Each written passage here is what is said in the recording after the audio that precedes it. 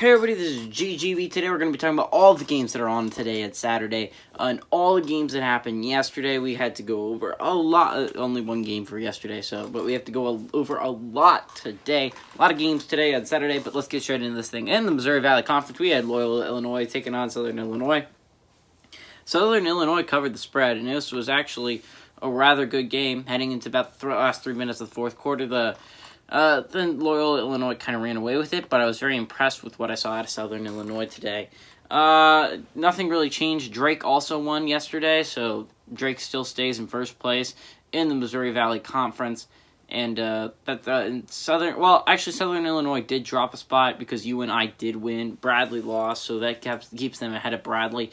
But UNI is actually now, thanks to the win, in fifth place in the Missouri Valley Conference, which is what is weird about the Missouri Valley Conference.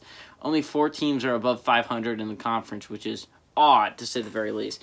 Okay, so how many different comps we're going over today? We're going over a lot. But let's start in the Big 12. We have a lot of games today. We have at 11 o'clock, number 14, Texas, traveling to number 18, Texas Tech. Texas Tech being favored with 3 points on CBS.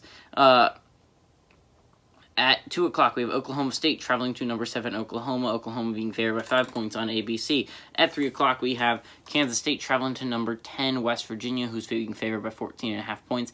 And then at 7 o'clock, we have number 2, Baylor, traveling to number 17, Kansas, with Baylor being favored by 5 points on ESPN. Now, if you actually look at it, a lot of different things can happen today. Things can go a lot of different ways, but let's talk about it from each team's point of view. Obviously, if you're Baylor, you don't care about any games except for winning today. That's it. If you're West Virginia, you're hoping for a Baylor loss today as well as you winning against Kansas State. Now, if you're Kansas, obviously, you're hoping for a win today against Baylor, and obviously you'd want West Virginia to lose to Kansas State if possible, because with a loss, Kansas is now in second place in the Big 12, so that's why they would want that. Oklahoma, on the other hand, would love, and I mean absolutely love, a loss by Kansas and West Virginia today. That would put Kansas below them, and West Virginia and Oklahoma would both be sitting at 9-5. If West Virginia was to lose this game, they'd have a 16-6-7 record. Oklahoma would have a 15-6 record, and I don't know. I think it'd be very close. I think Oklahoma might take that second place, but at the very least they'd rise to third today, as long as if Kansas is to lose to Baylor and Oklahoma was to win. Now, if you're a Texas fan, everything above happens, if Oklahoma loses to Oklahoma State, Kansas loses to Baylor, and West Virginia loses to Kansas State, Texas could get to second place as well, or at the very least be at third, right? Or very close to second place, as long as Texas was to win today. So that's what you're hoping for there. If you're an Oklahoma State fan, you're obviously rooting for Texas to lose today, because that way you can move up a spot, and obviously you want to beat Oklahoma. Then you could move to 9-6. They'd fall to 14-7. You'd be at 16-6. Realistically, Oklahoma State can move to fourth place today. So that's something to watch out for also if you are a Cowboys fan. Texas Tech's just hoping to get to 500.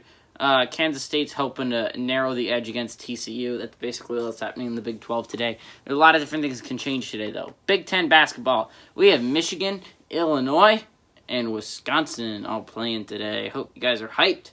Now, Michigan isn't going to lose first place today with a win or loss. So, let's go over. If you're an Illinois fan, obviously you are hoping and praying that Michigan is to lose this game, make it a little bit easier for you to pass them. And you just got to hope Michigan State pulls off a huge upset around the way. At some point, you got to hope for Michigan State to pull off an absolute miracle of an upset. But you want Indiana winning this game. If Indiana does win this game, they pass Michigan State. I don't know if Michigan State plays it. And if Michigan State doesn't, they have a very tough schedule moving forward. And they have to play Maryland on Sunday. It's not a great schedule. But if Indiana wins today, they can at the very least move up a spot. And they can move up a spot, and then you could hope. And then if Maryland loses, then you can pass them. And if Michigan State loses, you'll just stay ahead of them, right? You're not going to move past the, but if Indiana does win, pulls off the huge upset, then you're going to move up a spot regardless of what happens on Sunday when Michigan State takes on Maryland. Now, on the other hand, if you lose, this is what Minnesota fans are hoping to happen, by the way. If you are an Indiana fan, Minnesota is literally hoping because they don't want to play They don't want to play day one, and it's a realistic want. You want to get out of that scenario. Now, that's all that basically happens in the Michigan-Indiana game. Now, Illinois is taking on Wisconsin. Wisconsin, with a win, isn't going to move out of 6th place right now. That's where they're sitting. They're pretty solidly in 6th place, too. I don't know if Rutgers can really pass them. They can come close, but, Wisconsin's just got to win a couple of these last few. This one's a winnable game without IU. IU just don't... I can't pronounce his name. Just not today, I guess. Today's not my day. Wisconsin has a decently hard schedule coming forward, so if you're a Rutgers fan, obviously you're hoping for a Wisconsin loss here today against Illinois. If you are an Ohio State fan, obviously hoping for a win by Wisconsin, put you only about a game behind of Illinois. You really want that 2nd place if you are Ohio State. Illinois doesn't have the easiest schedule in the world moving forward. Still has to play Michigan, and you have that game against Ohio State as well. So, obviously, all Illinois' games for the next few days are going to be ranked opponents. So, that's going to be interesting. But that's basically what's happening in the Big Ten. In the SEC, we have 3 ranked teams playing today. Missouri is not. I don't think Missouri is playing. Maybe they'll play on Sunday. No, they don't. So, they're not going to be ranked. I hope you guys are excited to not have Missouri in the top 25 because they will not be. I'm telling you, basically as a fact, they are not going to be a top 25 team next week. But Arkansas has a chance to beat LSU. Obviously, if you're a Florida fan, you're hoping for an LSU loss that puts them at 9-6. That'd be below you, even though you play Kentucky tomorrow. And so if you're a Florida fan, obviously hoping for an Arkansas win here so you can pass LSU for 3rd place in the SEC. That's very impressive. I think, honestly, Florida's a very good basketball team. It's going to be interesting. So obviously, if you're Florida, you want that. Arkansas, now if you're LSU, you can win today, be the same record as Arkansas, whole thing, but you just got to hope Arkansas, I don't know, maybe the tiebreaker would work, they beat them. It's possible. So the LSU game could loom large for Arkansas because they could lose the 2nd place spot if they lose this game. It's going to be interesting. Alabama plays Mississippi State today. Not a huge game. It's a pretty huge game for Mississippi State, obviously. Mississippi State fan, you can move up past Kentucky and Missouri if Kentucky's to lose today against Florida. You could also hope for a Ole Miss loss. That would be interesting. I don't know who Ole Miss plays today. They play Vanderbilt, so that seems unlikely. But at the very least, I think it's realistic. If you're a Bulldogs fan, if you're a Mississippi State fan, I should say, I think it's a realistic expectation to pass Missouri and Kentucky today. Now, if you're a Missouri fan, obviously you're rooting for Alabama today, which is going to feel weird, but you definitely have to do it. You don't want Mississippi State passing you because I think at this point Missouri's not in a great place to make the tournament, not in good position. Also going to be rooting for Florida today if you're Missouri. You do not want to get passed. That's basically it. Tennessee plays today as well. They play... Who do they play? I forgot for a second. Tennessee plays Auburn today. So Auburn has a chance to pick up a big win. They can't pass anyone with a win. They're not going to fall with a loss. So it's really a nothing game for Auburn. It gets them a little bit closer to Georgia. I don't know if they're going to be able to pass Georgia. Georgia's playing some pretty good basketball right now. Tennessee with a loss falls to 9-7. Now, again, they're not going to drop anywhere with a loss, right? They're going to stay where they're at. So if you are a Tennessee fan, you're hoping for a Florida loss today, and you're hoping you win so then you can get in 4th place. That's basically all that's going to happen in the SEC. Not expecting a whole lot of change there. In the ACC, we have Florida State, Virginia, and Virginia Tech all playing today. Now, if you're a Virginia Tech fan, obviously you're rooting for your team, obviously. But you're also rooting again for Florida State. You're rooting against Florida State is what I'm trying to say. You're rooting for UNC today. And, wait, I was wrong. Virginia does not play today. Virginia is not playing it. They're sitting it out. They're waiting until Monday. They're actually in a rather bad slump. Since that Florida State loss, they've lost to Duke and NC State. As those aren't great losses. Hopefully Miami's a place to right the ship on Monday, but it's going to be interesting. I don't know if Virginia's a top 25 team this week. They have not shown it for me. But they're still highly ranked, even though they had lost 2 straight up at that point. 15, I mean, they lost the game to NC State, but I don't know if it's going to be enough to drop them out of the top 25. But basically, here's what's going to happen. If you are a Louisville fan, obviously hoping for a Virginia Tech loss tonight, you can get to 3rd place with a Virginia Tech loss. Now, if you're a Virginia Tech fan, a Virginia fan, obviously you're hoping for a Florida State loss today when they play UNC. Now, it's going to be interesting. If a Clemson fan would obviously love a UNC loss here. If you're a Clemson fan, they play Miami tomorrow. Wait, that's a tough draw for Miami, huh? Playing on Saturday and then Monday. That's a tough draw if you're Miami, but if you're UNC, obviously want to pick up the dub here. With a loss, they fall to 8-6, would drop behind Duke. So if you're a Duke fan, obviously rooting for Florida State tonight. If you're a Virginia fan, rooting for UNC. Clemson is rooting for Florida State. Virginia Tech needs to start worrying about where they sit right now. Obviously, you're in trouble if UNC wins this game and you don't beat Wake Forest. Well, I mean, Wake Forest should be an easy team to beat. It's not a Georgia Tech. It's not a sneakily good basketball team. This is Wake Forest. They're not that good. Like, you should easily beat this team, Virginia Tech. And if you don't, I'm going to have to start worrying about you a little bit.